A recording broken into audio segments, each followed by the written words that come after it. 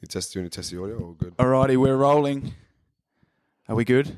Hello. Usually so I have to keep an eye on this for about the first fucking minute or two because usually it's like, not usually, sometimes it comes up with like a right error message and I'm like, fuck's sake, this is an absolute nightmare, but we're going to look good. So if my attention goes off of you, Mr. Gabriel Aeros, I'm looking at that to make sure we don't have a right error message. As you should, bro. You don't want to lose me. Exactly. You don't want to bloody lose me, bro. All my attention is on you right now. Come on, bro. I'm looking at your fucking suit. Thank you. And I'm just thinking, I haven't seen this man in about 2 years. Yeah. I'm impressed. How have you been? You know what, bro? Really good. I've been rebirthed, bro. I've been touched by the gods, bro, since we saw each other last. I believe. That was a different realm, bro, back then. I look back at when we first started playing footy together, fucking 2016. 2016? That was when start of 2016. I first moved to Adelaide. Excuse me. I first moved to Adelaide and I just went to Henley because I knew like two blokes out there briefly. Yeah. And I remember meeting you. And at that, we were like pretty good. Yeah, we clicked, bro. We clicked, didn't we? Yeah, we did, because I don't know. Like I feel like when we were out there, like you said, we clicked. And we were just sort of on the same wavelength. And I don't know, it's the same at any footy club. There's blokes that like they're your teammate and you look after them when you're out there playing, but like you're just not on the same wavelength. Look, bro, you're trying to be really nice about it, aren't you? Yeah. I just, look, bro, I played footy my whole life like you, and the culture of football, it's amazing, don't get me wrong. But bro, like a lot of the boys it's just simple life. 100%. You're a bricklayer. Fucking go to training on Tuesday and Thursday and you play footy on the weekend. And like, God bless you, bro. That's killer. Like, I respect that so much. Don't get me wrong. Yeah. But like, that's not for me. And I'm assuming it's not for you either, bro. It's just, I think we clicked because we're on another level, bro. Like mentally, and we just saw the bigger picture. Was probably, we probably weren't even thinking that at the time though, were we? Bro. Come on, man. I look back to when, because you're the same age as me. You 23 now? Yeah. When we were there, I was so fucking green. So green to it all, man. Like, I'd just moved to Adelaide. Yeah, you like fresh, bro. I was fresh. Like, been out into the city and everything, like, a few times, before I turned 18 when I'd come up here and visit and shit. But, like, coming up here and coming to the footy club, it was a pretty good culture, like, pretty fun culture. That's my opinion. But, like, were you at Henley? Did you play your juniors and shit? Yeah, bro. I played all my juniors at Henley, and then like those years before, I was out playing that Samful bullshit. All those squad 16s and 18s, and then that was my first year back at Henley. But I wasn't going to play. Like I sort of had it because I'd actually just started wrestling training. Yeah. That was like the start of my career that year, and it sort of was clashing. And I was like, do I do it? Do I not? And then everyone was just breaking my balls to go out, and I did it. But I wasn't there, bro. I wasn't there here. I was just sort of there doing it because I was good for my age at like 18, I think. Yeah. We were about 18. Yeah. And then I was just doing it, bro. It was shit. And then I quit. Like literally before final series, I had my debut and I quit. I didn't even play the finals. Yeah. I remember that. I remember that happening. I got heat, bro, at the club. Everyone was saying like, you're a disgrace to the club. And I said, fuck. I was like, fuck you, bro. I'll see you when I'm at the top of your dogs. Because I recall that happening, and I remember you telling, like, because I obviously only sort of like just met you, but you told me, like, I reckon that's what we first bonded over was wrestling, because obviously, like, me coming from Kingston, me becoming a wrestler, that would have been like mind-blowing. No one from fucking Kingston becomes a wrestler. Yeah, do you know what I mean by that? Yeah. So me coming up, meeting you, and like you shared, and the whole not point of this podcast, but like the theme of my podcast is like based on wrestling, just because in my opinion anyway, it's such a relatable thing between everyone. Like nearly everyone grew up loving wrestling. Correct. That's what I've found anyway. And like, it's such like a nostalgic thing to like go back and talk about it. And it's just something that you can bond over. And what I was going to say was when we first met, now that I'm thinking about it, I remember being at training with you, first meeting you and everything. And that was what we talked about. Yeah, and I was like, fuck, like this bloke he's on the same fucking wavelength. Yeah, man. And when you were telling me you were like training and everything, that was, to me, I was like, fuck, can you actually do that here? Yeah. Like, that's what everyone thinks, bro. Yeah, I'm like, in my head, you just associate it with like the US. Correct. So you just think of the US. You only know like, the biggest, like, the WWE. That's what you grew up watching. And it's like, now, and us, I mean, you could probably shed a lot more light on it than me. Like, how, like, because there's so many, like, there's a lot of Australian wrestlers that are in the WWE at the moment. Yeah, there are now, bro. There's about 5 of them, I reckon. Yeah. At this stage. And, like, I'm good friends with a lot of them. Like, bro, Rhea Ripley, she's literally won the WWE Women's Championship at WrestleMania. She's the same age as us? She went to Henley High, bro. Yeah. You know what I mean? She's like my friend, and she's like the biggest women's star in the world. Do you keep, like... Yeah, bro. Like, obviously, when she's up there, she's getting messages million times a day, bro. But, like, we still keep in touch. And when she comes back, we'll always catch up. So, it's good, bro. Like, and that's just... All that does is just solidify the reality that's really achievable if you put the work in. Yeah. And like, don't get me wrong. When I say it's how achievable it is, I mean that in terms of myself without sounding like a dickhead, because I'm putting the work in and doing it. Like, you can't just come off the street and do it. You know what I mean? Like, you know, you've got a good understanding of, you've got an example of Rhea. Yeah, it's right there. Yeah. And like, bro, like, to be honest with you, man, without burying Rhea, like, I know that I'm going to be a bigger star than her. Yeah. It's happening. Like, there's no doubt about it. There's no doubt in my mind that I'm going to be literally one of the biggest stars in the world. That's fucking sick. I just know it, bro. Trust me. I'm telling you now. I'll tell you now too. It's happening, bro. There's no doubt about it. And it's fucking, like, that sort of confidence is fucking, I can relate to it so much because, bro. Yeah, 100%. Because, like, even if, like, obviously, I mean, like, I guess you could say, like, the industry, or Harrison and I are in, like, just with, like, clothing and everything, and just everything in general. Like, I spoke about this. I feel like I speak about it on, like, almost every fucking podcast, but, like, especially in Australia, like, the whole, I fucking spoke about this literally the last 3 episodes, but, like, the whole tall poppy syndrome thing here. Like, so, for example, if you stand out from the crowd and, like, promote yourself, you just get fucking chopped back down. And it's like, but do you feel like in your industry, obviously that's extremely encouraged? So it's like, nah, bro. Or it's not? Everyone wants to cut you, wrong? bro. Everyone wants to cut you, bro. It's so the I've same got the thing completely wrong idea. I reckon it's even worse in my industry. Wow. If you're trying to stand out, bro, the thing with wrestling, bro, is if you're on the card, you're making moves, and someone doesn't like you, they can just drop you on your head. Yeah. You know what I mean? You really have to be safe, bro. I reckon it's 100 times worse. So I think, sorry to cut you off, bro. No, I just think, like, the way that the world works, especially in, like, Australia, and not that it's an issue. No, it's bullshit. It is an issue. If you're trying to do something that's bigger than what the average person can comprehend, you're automatically arrogant. You're a piece of shit. Yeah. You're a wanker. Who do you think you are? You're dreaming. Bro, I want to fucking kick your head in if you say that to me. Yeah. Seriously, bro. Yeah. Like, who are you? You fucking wake up, you go to your 9 to 5, or you go to uni, and that's fine. Don't get me wrong, bro. Go for it. Go to your job and do what you got to do, but don't fucking have the audacity to cut me down or anyone down, bro, if they're trying to achieve something bigger than you can comprehend. Yeah. Because all that does is show to me that you have absolutely no idea about anything. Yeah. That's my opinion on it. You're just not being... Well, it's a matter of fact of, like, just being fucking closed-minded. That's all it is, bro. Like, yeah. And you know what, bro? It's systematic. It comes from above. Bro. Yeah. Like, you just have to break it. Like, my grandparents came here from a war, bro. Yeah. Like, I literally have war in my veins from the Greek Empire to World War II to you know what I mean? Yeah. And, like, they've come here for me to have a better life, and me having a better life for them is me buying a house, having a family. Fuck that! You've given me one of the greatest opportunities in the world. I have financial freedom in this country. Why wouldn't I go try and achieve the world? Yeah. You know what I mean? Yeah, for sure. You know what, Brock?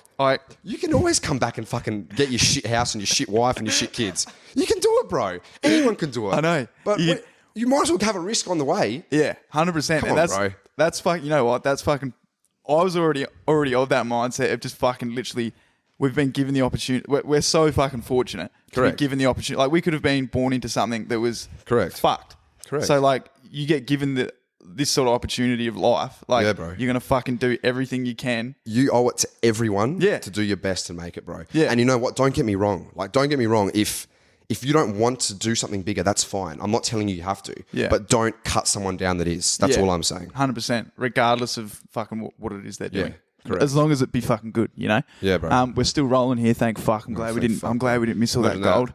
That's fucking money, bro. Clip that. That's 10 mil views, bro. Would you leave? Would I leave? If that fucked I'll up. give you a backhander and get the fuck out of here for wasting my time. So I like to like I said to you before, I like to ramble with my intros. Yeah. Essentially. Was that the intro? Oh, killer. You didn't even notice how good. That means I'm a good podcaster. Good job, bro. So, for everyone listening or watching right now, of course, I have been blessed with Gabriel Aeros' presence. I've known this great man since, like I said before, about 2016, and I reckon I've only seen you probably a handful of times. Yeah, bro. Since just here and there, but like, we always just have a quick chat. But yeah, it's been small, bro. So I want to sort of, obviously we were speaking before this, like I'm sure you'd appreciate this, like I don't want this to be like a question, answer. I've done so many of those. Like how did you get into wrestling growing up? Like, you know what I mean? Like that sort of thing. Yeah. I want it to be like a fucking interesting rambling chat. Yeah. So people that are fucking listening or watching, they're actually invested immediately engaged in it. Correct. You're smart, bro. You're Mate, on. fucking You're a professional already. Absolutely. Come on, always. But no, so I want to talk about, like, because I didn't know you before the age of 18. Yeah, bro. Like, what sort of, like you said at the very beginning, you've transformed since I saw you last. Yeah, bro. What was it before, would you say? Look, bro, I'll take you back to the start, all right? Yeah, give me a rundown. I was born and I was taken to Mount Olympus in Greece, bro. Trust me, bro. Everyone laughs. But literally Zeus himself baptized me. Right. He's my godfather, bro. I have the power of the gods within me, all right? Anyway, you grow up, come back here. My grandparents came here, created a better life for you, you know? And I played footy, bro. That's all I knew. I played footy. I went to school. Don't get me wrong. I was really good in school. I ended up getting like fucking 95 ATAR, fucking finished my degree, got a bachelor's degree. I did this and that. And in that meantime, I was playing footy my whole life. Yeah. And then with my ability and my thoughts, I thought I want to play AFL. Like that's because the culture around you, you're shaped by the culture around you. You know what I mean, bro? Like you, where you're playing the fucking footy community, you play footy. What else are you going to do? Yeah. You know? My dad played footy. That's just how it is. And I ended up getting up to that sort of sandful level that you were playing at Glenelg. I reckon you were playing, hey? Yeah. Yeah, and I was playing out at Sturt and like 16s and 18s there. And it just gets to that point there. And I reckon, personally, and I don't know if anyone's actually had the balls to ever say this, I reckon that system is one of the most fucking disgraceful systems in the world in terms of a sporting system. What do you reckon's terrible about it? The issue with it, bro, is when you're at that age, you're at a very vulnerable age. Yeah. And your life is being shaped in those years. And to have some 60-year-old fuckwit of a coach to tell you you're not good enough for X, Y, and Z or this and that, when your body is still developing, your mind is still developing. Like men don't peak until they're like, 25, 30, bro. Yeah. And you have the audacity to tell a 15-year-old you're shit. You're not good enough. Come on, bro. There are some guys that come down and they got a body of a 38-year-old smoker and they're 12. Yeah. What is someone like, I know like me and you, we were like a bit of a smaller guy back in the day, bro. Like, what are we meant to do at that age? We might have it here. We may have the skills, but we don't have it physically. And we're shit. You can't pick us. Yeah. And so to me, that system's bullshit because you're cutting people's dreams down. Well, it's very interesting you say that because it's often compared. So I guess like the system within the AFL for the juniors is often compared with like American sport and how they then say after high school they go to college. Correct. And then by the time they usually come out of college, unless they're a fucking gifted freak at the age of 18, 19 physically, then they're in college for 4 years and then go to the pros. Correct. So by the time they get to the pros, whether it be in basketball, football, whatever, they're coming close to being like a fully grown. Yeah, like our age now almost. Yeah, we're becoming men now. And you know, like, how fucked is it to look back on when we were, say, 16, 17, comparing your body type and even your mindset to where we're at right now. You're getting cut. You're getting cut at 16, 17 years old, bro, under 18 level. Yeah. And like, see, for me, I'll tell you my story, and I'm not going to drop his name. I'll do that when I'm in Hollywood, and I'm telling him big fuck you, to be honest with you. Are we talking about the my coach? My under 18 coach, all right? And I just wasn't getting picked, bro. I was ripping. I played all the trial matches. To me, and all the assistant coaches, they're patting me on the ass. You're a fucking legend. You're the next best thing since sliced bread. Oh, killer. First round comes around, I don't get picked. Okay. Anyway, I don't get picked second round, and then college football starts, so that takes priority. Yeah. And where'd you go? Sorry, where'd you go again? To Pulteney. Yeah. So, and I was playing college level. We were playing Divi 2, Divi 3 college. So I wasn't even playing top college level. I had to prioritise playing St. Ignatius seconds instead of playing against fucking West Adelaide. You know what I mean? Fuck. So it was a waste of time. I didn't want to be there. Yeah. Gabriel Aeros was actually my coach as well. Ripper bloke, but At Pulteney. At Pulteney, but he was just wasting his time there. Everyone was shit. Yeah. No disrespect to these guys. Everyone was just shit. He must have been on a mint. Yeah. Surely. Yeah, definitely. Long story short, bro, it got to like towards the middle of the season. You know, you do those little combines at the Samford level. Yeah. You go to the Amy Stadium back in the day, and they test you. You do the sprints. You do the fucking this. You do that. I think you're a king. Yeah. Anyway, bro, without sounding like a fuckwit, I was one of the fastest guys going around at that age. And we did that 20-meter box run bullshit. Yeah. And I ended up getting like sub 3? Sub 3, yeah. I got sub 3, which was sub like 3 is elite. Yeah. Which is elite level, right? You were quick. I forgot about that. I was like the second fastest guy in our whole squad, all right? Guess like round 15, I reckon, it's gone, the year's fucking come and gone almost in under 18s. Yeah. I finally got up to the coach, hey, mate, really respectfully, don't get me wrong. Yeah. Hey, mate, just want to know what I need to do to improve to get in your team. Realistically, I'm saying, hey, fuck wit, why aren't I getting a game? He looks at me in the eye and he goes, I don't reckon you're fast enough. And I said, what? He goes, yeah, if you get a bit faster, maybe your hands get a bit cleaner, then it might be better. I was like, what? And then he walked away, just walked away, turned his back on me. And I was just standing there thinking, what? Like, what do you mean fast enough? I'm literally the fastest player in this team. And it didn't click to me yet. And I went home and told my dad, and I said, hey, Dad, look, this is what was X, Y, and Z was said. Yeah. And he just looked at me and goes, he hates you. Like, you're fucked. Like, he just doesn't like you. Yeah. Like, it doesn't matter how good you are, what you say, he obviously just doesn't like you. He didn't give you an actual reason. And in that moment, something clicked in my brain and I was like, you know what? Like, my destiny's being controlled by another bloke. Yeah. Me being a Greek, me being a wanker, me being whatever, he doesn't like me for whatever reason. And he's pretty much ruined my whole career. And that crushed my whole dreams. That one moment. Were you 16 then? I was 17. So, right. So you're playing 18. Yeah, it was 18. Oh, right. Late, like quite late. Yeah. Fuck. And like, that crushed me, bro. Like, I wasn't strong enough here yet. I didn't have enough life experience yet, as you would at that age.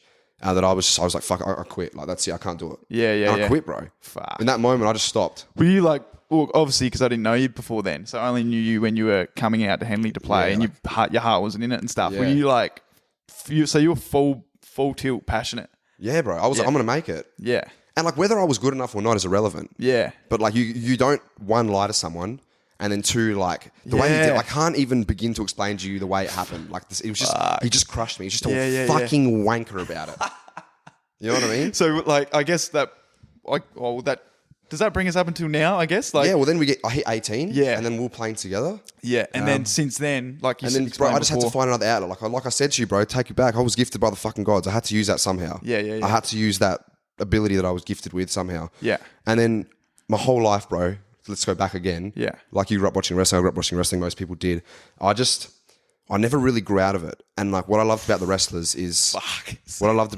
was the star, bro. Like having that star power. Yeah. Like walking into an arena and every single person's eyes are on you. That's what I liked about footy as well, bro. Like when I had the ball, everyone's eyes were on me. I don't actually like the hard yakka fucking footy. That's bullshit to me. I don't like it. Knees clean at all times. Yeah. Don't go to ground. Just on the wing. Yeah, that's me, bro. Take the game on, a few side steps, kick a fucking banana goal, fucking sit on that. You know what I mean, bro? That was it. That's what I loved about it. And then I had to find that out because I always loved wrestling. It just clicked to me. I met some girl and she said, like I've heard about this wrestling in Australia, yada, yada, yada. I went and checked out this show. I'd never been to a show in my life, an Aussie show. So you were how old at this point? 18. Oh, right. Yeah. Oh, maybe even 17. Maybe even in school still. Anyway, I checked out this show. They said, we've got some tryouts coming up. I thought, you know what? Might as well just try out. Like, what do I lose by trying out? Yeah. I went there, tried out, and like the rest is history, bro. Just took off. Fuck. Yeah, it just fucking took, bro. I remember, like, it's probably about that point of time. I remember you, and like I sort of briefly mentioned before, when I first met you, that was when you were at that turning point. Yeah. And I remember you explaining, we were at pre-season training or something. I remember you explaining to me, we just got talking, whatever, and you were saying like, like I've started like training wrestling. And like I was saying before, to me, that was like, because I'm the exact, when you said just before, you never really grew out of wrestling. Yeah. I was like, I'll never grow out of it. I'm like, I still fucking froth it. Like, yeah, bro. And I was going to say this for a little bit later because I had it sort of at the back of my mind, but would you like, I don't know whether it's clear to a lot, like most people, whether it's just clear to say maybe you and I, but what's so good about it is that it obviously mixes like freak athleticism with unlimited creativity. Correct, bro. Is that a good way of like summing it up? Really good way of summing it up. That's very like honestly, like a lot of people don't really know how to explain it. That's how I've always explained it. Because you're a wrestling fan, like that's a really good way to put it. The way that I explain it to absolute not morons, that's another way to put it. The people who are uneducated on what wrestling is, I'd say it's UFC crossed with Bold and the Beautiful. That's what it is, bro. Literally, it's like literally fighting someone to win, crossed with a soap opera. Like I in the ring am fighting while holding your emotions in the palm of my hand. Yeah, that's what I do. Yeah. I can twist and make you feel whatever I want by using my body to tell a story. While kicking someone's head in at the same time. Yeah, and and like you were saying, it's like, you know, how you explained it, mixed with like UFC as well. Like there's that violent, violence. I want to kick that guy's head in that I'm in the ring with. Yeah. I still want to bash the shit out of him. Yeah, you know what I mean? Like that's what I'm there to do. I'm there to inflict danger. And that's like growing up. I feel like we was with, you know, like the stars of wrestling that we grew up with. And everyone, like, I feel like wrestling fans would always say, like, oh, like the the era that I grew up with was the best and everything. But what we grew up with, and I don't know whether you have like similar sort of inspirations or favorite wrestlers growing up. What we grew up with, to me, was like it was like unbelievable. Like always my two favorites, Triple H, Batista. Like Triple H, man. Oh, fuck, man. Like peak Triple H to me in my mind. I get so excited talking about it because like now that I'm a bit older and I can understand that like the passion and like how real it seemed to me. And everyone talks about when that moment when they found out, quote unquote, it wasn't real, but like it is real. Like it's real, bro. Like they become like it's like they turn into, or they are just like it's this complete alter ego. And that's why it's so believable. That's who they are, bro. These guys, man. They're out there like fighting and risking their lives. Yeah. You know what I mean? Yeah. At the same time, they're literally having a fight for your entertainment. Yeah. And trying to entertain you while they're fighting. Yeah. Like with the UFC, they're actually just out there only to just kill the other guy. As a wrestler, as a fighter, I'm there to literally bash this other guy while thinking in the back of my mind, I better give these guys a good show at the same time. Yeah. You know what I mean, bro? Oh, for sure. So like it's an art form. Yeah. And like it's disrespected a lot in society, which is fine. Like everyone's entitled to their opinion. Yeah. But it's just generally the people that have that opinion are uneducated on what it is. Oh, for sure. You know, it's very easy to shit on something you don't know what it actually is. And it was like the age old. And I spoke about this with Mason Redmond a couple of weeks ago when I was in Melbourne. We were talking about wrestling because the reason I haven't got to this question that's usually my first one for everyone else is because this is a very special case to have you on. My first question to everyone is always, and you can answer this whether you want to or not because you're a wrestler yourself, and I feel like I'm going to know your answer. My question is always to everyone, who's your favorite wrestler growing up? Yeah, okay.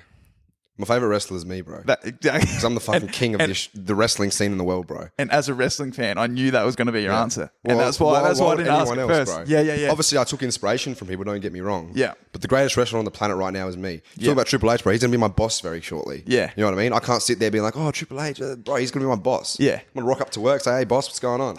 You know what I mean? Come on, bro. 100%. That's why I precursored that question with like, I know what your answer is going to be because I'm a wrestling fan. Smart bloke, aren't you? Mate, 100%. You've always known that. Yeah. Anyway, moving on.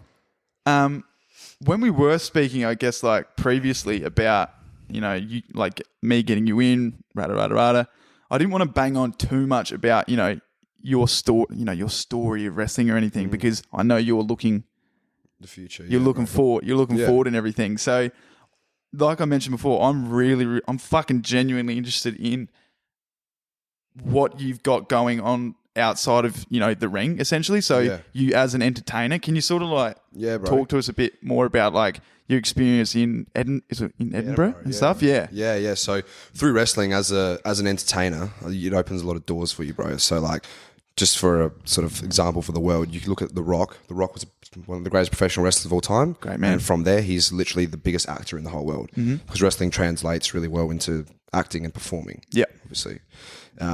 So for me, for example, through one way or another, wrestling being the origin of it, is I actually got to be a part of a Fringe show.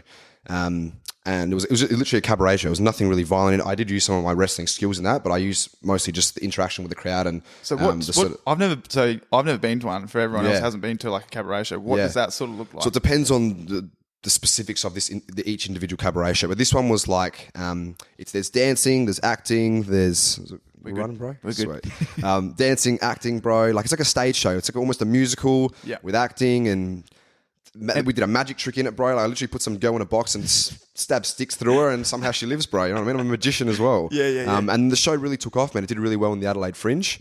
And then they invited us to go over to Scotland in the Edinburgh Fringe, which is literally the biggest fringe in the whole world, bro. And like Edinburgh is like probably the most beautiful place I've ever been in my life. And Scotland? Scotland. Yeah. And the population, like something ridiculous. Like the population of Edinburgh like quadruples at Fringe season. They close, like picture like Adelaide or Melbourne or any city and picture them closing every single street, and every single street is like Rundle Street in Adelaide. Yeah. Like every single street is the Fringe. Far out. Just go back. What year was this? 2018. No, 2019. Fuck, yeah. Fucking hell. So it was literally, we clutched it up and then later that year, COVID hit. Yeah. Fuck. So like 2019, pretty fortunate. And then with that, bro, it was awesome. Like we performed every single one. I was like Rockstar Life. It was like the life that I'm living very shortly. It was like my first sort of entree taste to it. You literally wake up, do some sightseeing bullshit, do a bit of the tourist stuff. Yeah.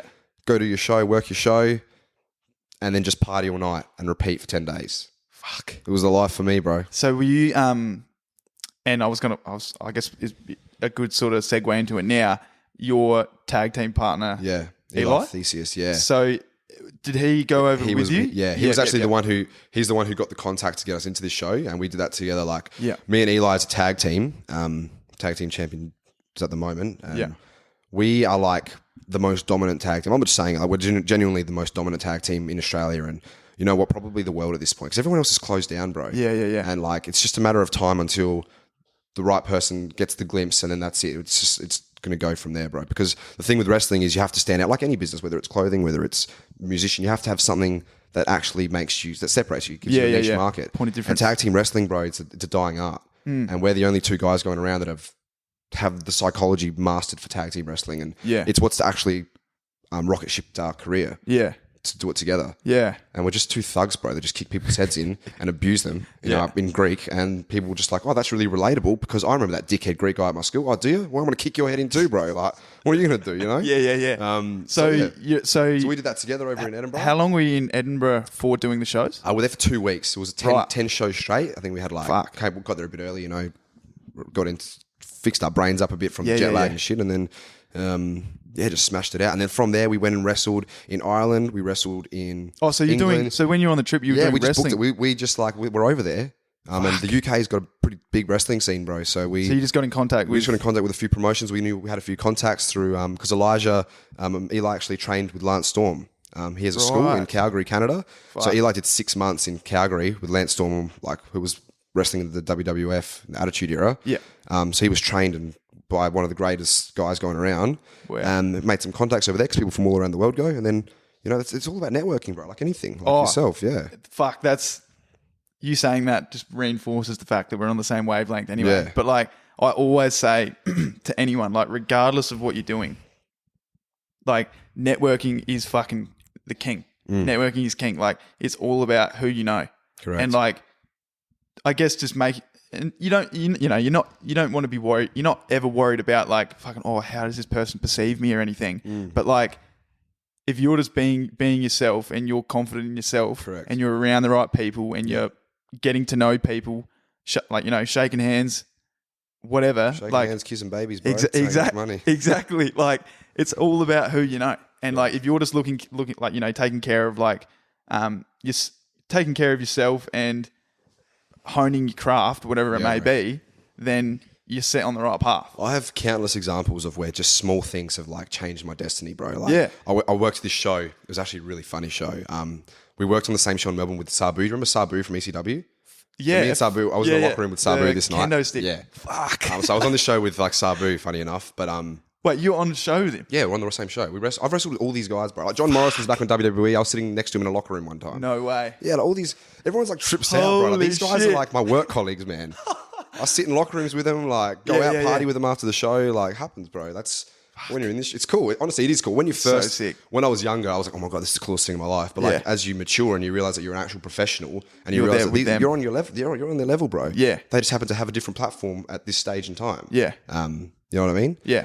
And that's the way you got to look at it. Because if you're always looking up at them, then you're never going to be up there. You're always going to be a fan. Yeah. So you got to start looking down on these guys and be like, I'm going to kick your head in, bro. That's like, a great point. Yeah, yeah. Anyway, where I was going with this story was there was a trainer in Melbourne. His name's Carlo Cannon. Great guy, now really a lifelong friend. I didn't know him at this stage. I literally just said, hey, mate, do you want to sit down? I offered him my chair. And then just that one, me just giving him, hey, mate, do you want to sit down? Just unlocked his friendship. He got me opportunity here, there. And just from a simple thing like that. You know what I mean? So he's a trainer in Melbourne. Oh, right. And he's actually another one of Lance Storm's trainees, and he runs a school there. He has promotions there. He has contacts all around the world, and just a small thing like that. Hey, mate, do you want to sit down? No, it's fine.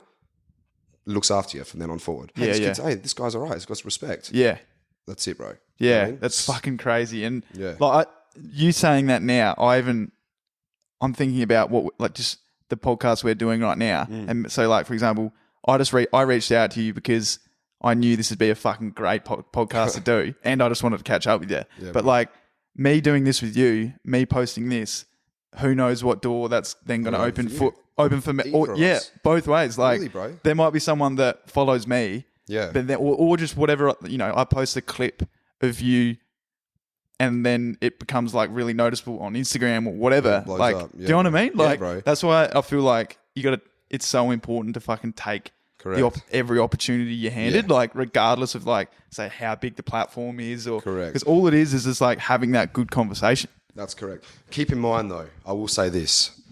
Yes, me and you sitting down doing this can open up a lot of doors for either of us. One of my followers might be like, who's this guy? And then you blow up and vice versa. Yeah.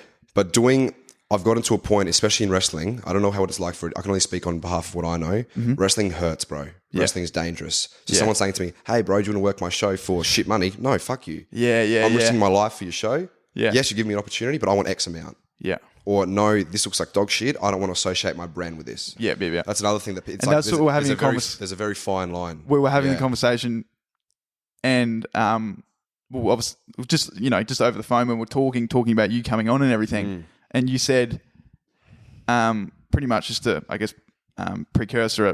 You said pretty much like you asked about you pretty much just asked about what my platform is, and like pretty much not how big is it right now, but like what do you call it? Analytics, analytics and stuff like. And it's important to know. Yeah, it's important to know, and especially that could be either taken one or two ways. You asking me because you're interested in like. Oh, like, is it going to be big enough for me to blow up? Or like, number two, like, just what is the engagement like in terms of, I don't really know how to put it. Do you know what I'm trying to say? I know exactly what you're trying to say. But there's two ways of looking at it. Whatever your answer was, I would have come on the show regardless. Yeah. However, if it was Joe Blow, backyard ass hillbilly. He said his analytics are X, and then he said when I asked him, what do you talk about? And he said we talk about something that's probably not acceptable in society. Yeah. I'd say, sit on it, bro. Fuck off. You know what I mean? Yeah. That's beautiful. It's important. You know what's also important for that reason?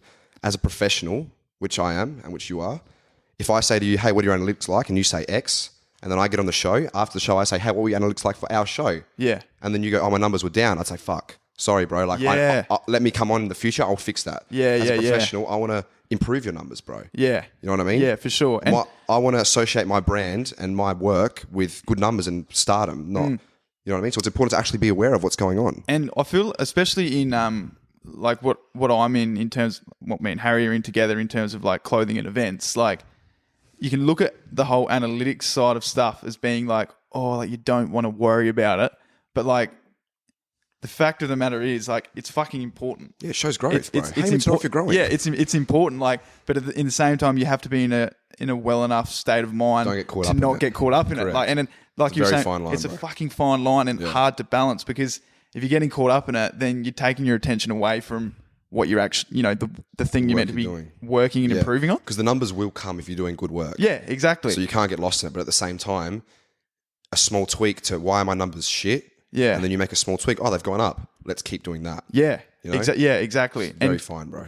And it's it's very interesting thing to talk about as well because I feel like a lot of people probably need to hear that regardless of what it is they're doing, whether they're a wrestler. You know what, Brock? A lot of people need to hear a lot of things. Yeah, I agree. I agree. And that's what we're here to do today. Yeah.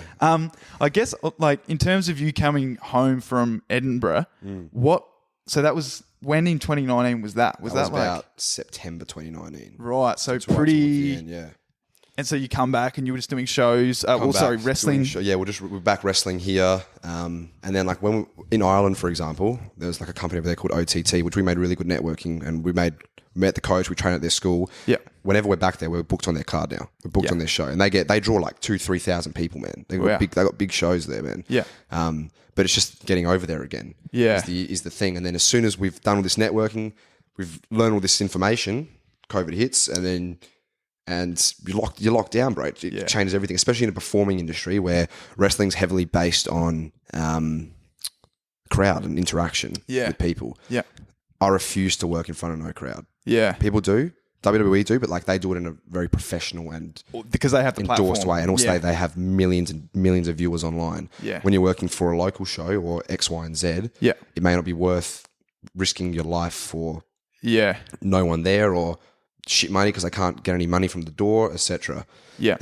But yeah, it was tough, bro. I'm not going to sit here and a lot of people like to use COVID as an excuse, bro. They like to sit there and they say, I couldn't do it, man. So I just sort of took my time to relax. That's bullshit, bro. You double down. Yeah. Okay, I can't wrestle. What can I do? Okay, there's online courses here. I can put on weight and go to the gym and do this and work on my diet more strict. I can do X, Y, Z, bro. Yeah. And then once COVID unlocks, you're fucking on top of your game and you're at the top of the fucking food chain. And you know what it does? It weeds out all the rats in there. Yeah. They don't need to be there. Yeah. And and pretty much to sum it up, it's just like about staying ready at all times. Correct. Because like you never know when that opportunity is going to arise. And just not using excuses, bro. Yeah. And it's a bit like in the wrestling industry as well, just looking from the outside in, like because you're relying so much on your athleticism and how fit you are and everything, you can't like afford to just switch off or slip up or anything. And like that's an interesting, interesting point to sort of pivot on from there. Like when I first met you when we were 18, and if I was to look at your body, if you were to get a photo from 2016 to your body type now, say from 18 to 23, it would be so different. Really different, yeah. Can you sort of shed a bit more light on like how seriously you've taken, I guess, your diet and working out, and have you looked to someone in particular that's like helped you out with that? Or So with wrestling for a start, I didn't even worry about my body because when you start something new like wrestling, you're so infatuated by the craft of wrestling. That you sort of forget about other things that are important, such as like maybe psychology or your body. Yeah. Because to be a wrestler, you have to look like a wrestler. Yeah. If I walk out and I look like some fat slob from Salisbury North, you're going to be like, oh, this shit's fake. I knew it was crap. Yeah. But if I walk out jacked, cut, and I look you in the eye and you think, fuck, this guy's going to bash me, your attention's on me. I've won you. I've won already. Yeah. You're finished. Yeah. Pay your money, sit down and shut up, bro. You know what I mean?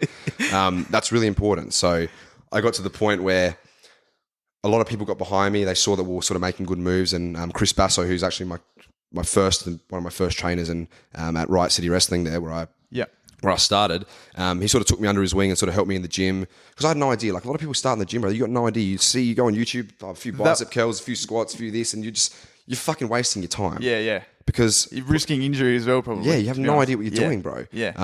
And gym, with the gym stuff, I get asked like, that's like an idiot. I get asked a lot of questions. Oh, how do you do this? What do you do for X? What do you do for Y? You know what I mean? Yeah. I can only say what works for me because everyone's body's different. Your body's different to mine. Yeah. Your body's different to his, and so forth. Yeah. So I can only say to you, hey, bro, this is what I've done, and this is where it's worked for me. However, it may do the opposite for you. I don't know. Yeah. But like, you just have to. Whatever you're doing and whatever seems to be working for you and whatever you're being guided down is do the work. Yeah. And the thing with gym, bro, is I would say at least 70 to 80% of it is your diet. Yeah. You can be lifting all the weights in the world, doing all the right things, but if you're not eating properly, you're eating like a fat cunt or you're not eating enough, your fucking progress is going nowhere, bro. Yeah. And the thing with gym, and I always say to everyone, sorry to cut you off, the last thing is the gym, 90% of it is getting there. Yeah. How easy is it to sit there like, I'm going to go to the gym today, and you're on the couch and think, fuck, 7 o'clock, 8 o'clock. Oh, tomorrow morning. Yeah, tomorrow. repeat, bro. And that's hard. I've been there, bro. Yeah, 100%. Discipline is like my biggest asset and also my biggest detriment at times. Yeah. It probably should be the same for everyone. Yeah. You just got to get there. As soon as you get in the car and you get to the gym, you're going to work out. Yeah. You know? For you're not going to go there and do nothing. You're there. Yeah. Getting there is the hard part. Yeah. And like, I feel like that's probably not like driven enough either. I feel like people sort of mention it as like a little thing. It might be like your wallpaper on your phone. Like the hardest part is just like getting there to the gym and then working out. But like it's so fucking true.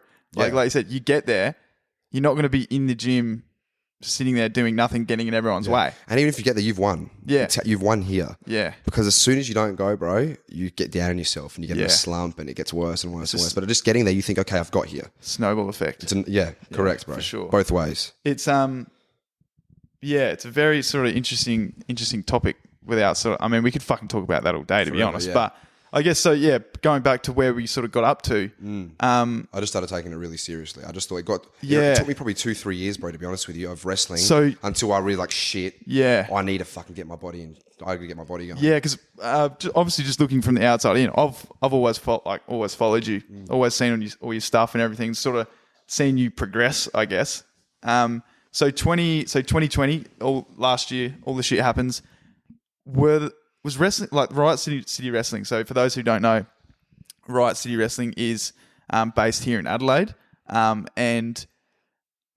so are they the only? Nah, bro. There's like 5 promotions. That's the only. So Riot City is, maybe it's just due to you because I follow you. Yeah. That's like the only one I know. Yeah, a lot of it's really underground, bro. Riot City's getting a lot more mainstream now because Rhea, the WWE champion, now she trained there. That was her home promotion. Yeah. So as a wrestler, you generally have like a home promotion. I can work anywhere. I'm an independent contractor. So the next promotion could say, hey, we want to pay you this much, and I'll either reject or accept the deal. Yeah. But you generally have a home promotion where you'll train and start from. Yeah. And Riot City was mine. And it's probably, I don't want to talk shit about anyone else's because it's like, there's no point burying anyone, but that to me is the best thing I could have done with Riot City. Going to Riot? Yeah. So this is probably the question I wanted to ask, and I feel like a lot of people would be interested, just purely out of interest, or because they're interested themselves in maybe following a similar path.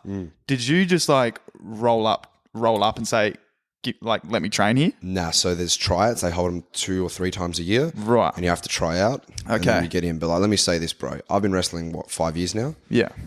Just at Riot City. Keep in mind, there's other promotions. Just at Riot City, I reckon I've seen 300 people come in to the tryout, and maybe 10 of them are still wrestling. Because 10 of them are still actually wrestling. Right. A lot of them will get in, and then they'll go, oh, this is actually really hard. Yeah. Oh, this actually really hurts. Oh, I'm not going to be a star overnight. Yeah. See you later. Yeah. See you, dickhead. Wow. You know what I mean? Yeah. Which is fine, because it's not for everybody. And you know what? It's not for anybody at all. It's really dangerous, bro. It hurts a lot, and it's a sickening industry in the fact that it's psychologically, physically, and emotionally draining. Yeah. And just going on from I guess the whole how in terms of the risk of how physical everything is, and your style of wrestling as well.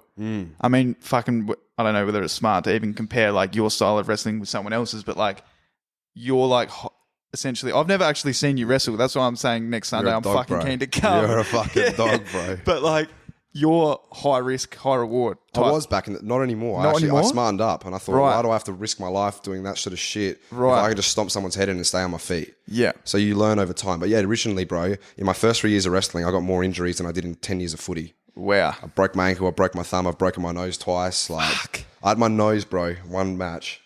I had a compound fracture in my nose, bro. It got pushed up, and the bone went out the side of my nose. So I was looking at your profile yesterday. Yeah. And I'd seen it before, but I wanted to find it again because I think I was showing one of the boys that the photos of your nose your nose break was a compound fracture. Yeah, the bone went, because it went upwards. Really lucky. It could have gone into my brain. It's fucked. But it went out the side of my face, bro. And I had to stitch up the side of my nose because the bone poked out. So how did that happen?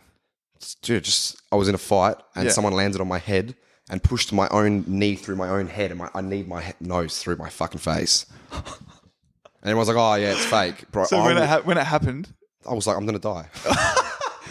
But you can't just stop. You have to finish what you're doing. Yeah. Fuck. So I finished a fight with a broken nose, bro. And it would have been that was I'm not going to sit here and say I'm the fucking best thing since sliced bread, because you look at these boxers, other wrestlers, UFC guys, they have they have noses across their face half their fights, bro. Yeah. It's just the nature of the business. But you can't sit there and say it's fucking whatever you think it is. Yeah. Bro, it's not true. Get in the ring with me, and then we'll see what you fucking think, bro. Yeah. Fuck, man.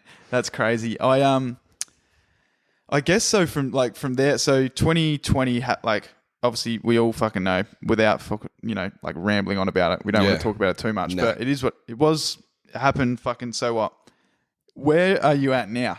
So 2021, we're over halfway now. Yeah. We were speaking before about how things cleared up, things sort of stuttered a bit. Yeah. What is it? And I know you'd like to, and I'm keen to hear about what's coming up in terms of not just wrestling, but do you have any sort of other entertainment opportunities that are potentially there? Potentially, bro. In terms of other than wrestling, I'm looking to get into a casting, like an acting casting school, which is like I've already been accepted into from my resume, which is in Adelaide. Yeah. But it's a casting school where big movies, I'm not going to mention the movies or anything at the moment, but like notable movies go to this school and say, hey, can I see your actors' profiles? Which I'll be one of them. Yeah. And then they may say, oh, he might be perfect for this role. And I might get casted as an acting role, you know? Like, yeah. And that's opened up through wrestling. Wow. So that could be a big thing that's going to come up in the future. Yeah. But in terms of wrestling, it's... And so, sorry, cut you off. So that school, would you like attend? Are you attending? You apply, you do the course, you fill your profile in, and then your profile's there. Right. Ready for an agency or a producer to come and, this guy looks like he fits what we need. Yeah. Which is really good, man. And that's only opened up because of my credentials. Yeah. And that could be something that takes off, bro. Mm-hmm. Probably will. And in terms of wrestling, I'm probably in the best position I've ever been in. Like I've been a champion for Riot City now for over 400 days. Yeah, ages, bro. Like, and then we've had title runs in other companies.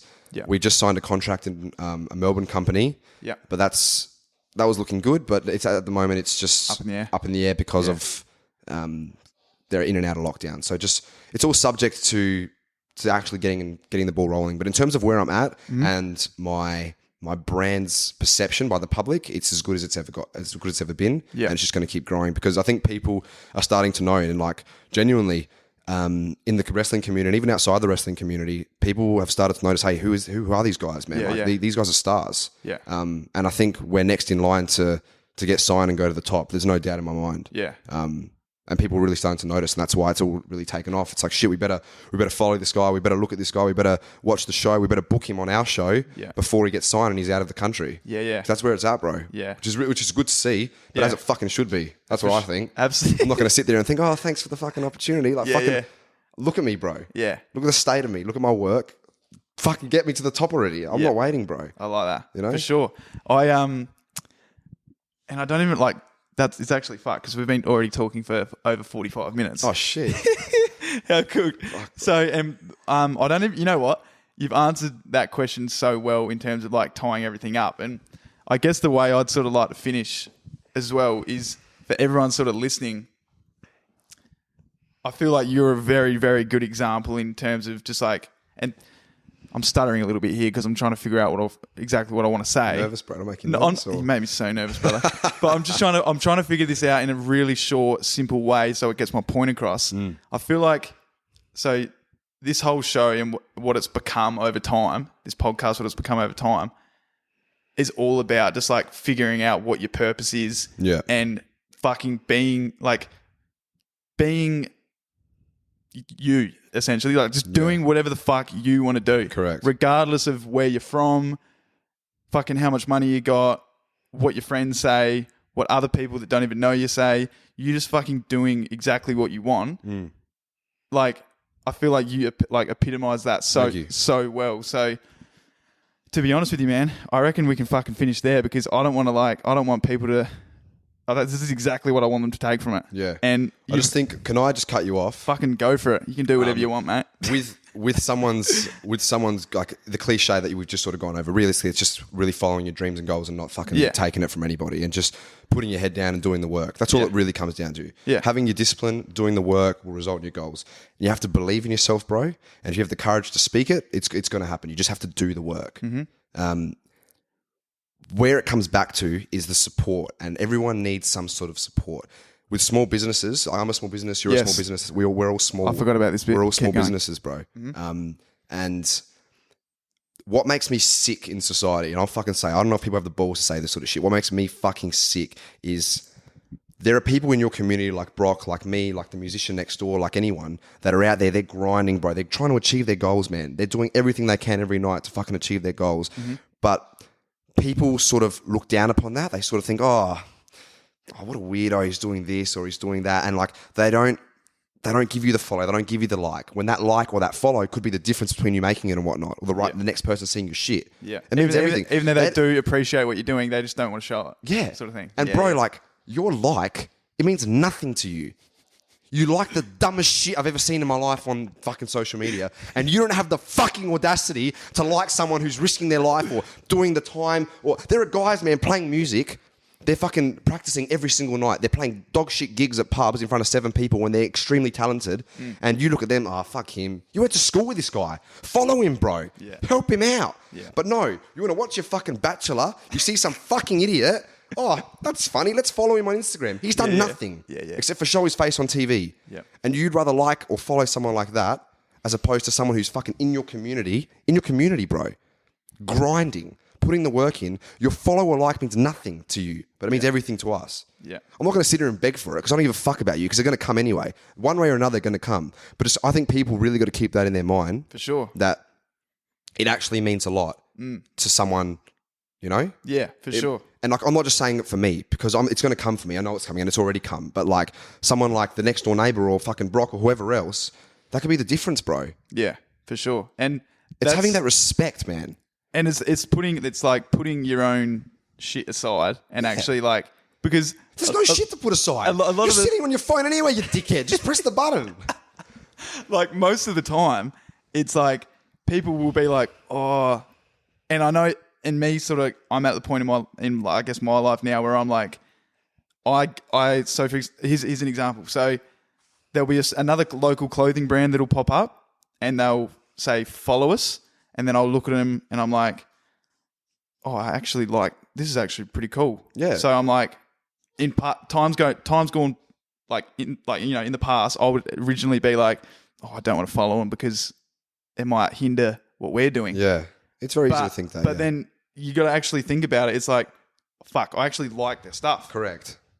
Follow. And that's all it is. And that's all it is. It's I'm like not showing saying to respect follow every back. single person in the world, like, Brock. yeah, you got to be true to yourself. If you think, oh, this guy's actually pretty funny. Yeah. Why not, man? Yeah. There's no reason not to. Yeah. You know what I mean? 100%. And obviously, if you don't want to, don't get me wrong, Brock. I'm not saying you have to be fucking the person trying to achieve your goals and do everything. If you want to do you and being happy is having your kid and living your life, that's fine. God bless you, man. Yeah. But don't hinder other people's progress because of your own pride. Because realistically, you have nothing to be proud about in that sense. Yeah. Anyway, bro. That sums it up. Really. I just think, bro, do the work. Do the work and fucking follow your dreams, whatever they may be. And just if you can help someone out, help them out. Because fucking that's it, bro. That's how it's got to be. You know? And I'll see you at the fucking top. All right? Drop the mic. No, I'm not going to fucking drop your mic, bro. I'm actually, very respectful. You know, I was going to say, if we bash people, but if we dropped it on the coffee table, it'd fucking sound sick. But would it? Yeah, I'm not going to break your shit, bro. All right, we're even going to say goodbye. Oh, you know what I will say? You can fucking say goodbye to me. I'll fucking give my bank details to transfer me for my time today, bro. I just saved your lives, bro. I just changed your lives in an hour. This is David Goggins type Pay shit. your money, sit down, and shut up, bro. All right? That's what I've got to say to them. Signing off.